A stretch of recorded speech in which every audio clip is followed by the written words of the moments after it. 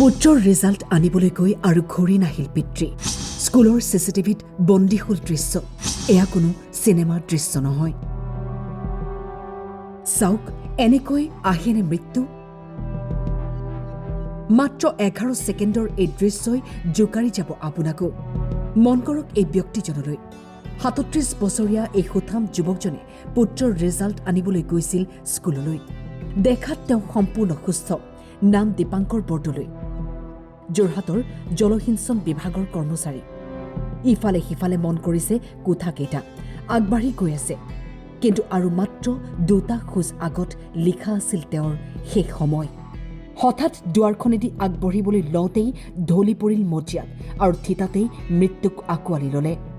কেইবাজনো লোক দৌৰ মাৰি আহে যদিও মৃত্যু এনেকৈ লিখা আছিল যুৱকজনৰ। পুত্ৰৰ ফলাফল আনিবলৈ যোৱা পিতৃ আৰু ঘূৰি নাহিল ঘৰলৈ।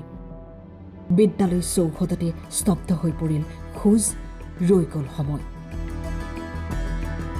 মৃত্যুৰ প্ৰকৃত কাৰণ এতিয়াও জানিব পৰা হোৱা নাই। হয়তো মৰণোত্তৰ পৰীক্ষাত পোহৰলৈ আহিব। এই সমগ্ৰ ঘটনাই এতিয়া শোকৰ ছাঁ পেলাইছে যোৰহাটত। যোৰহাটৰ পৰা জিন্তু দেউধাই ফুকনৰ ৰিপৰ্ট, টাইম 8।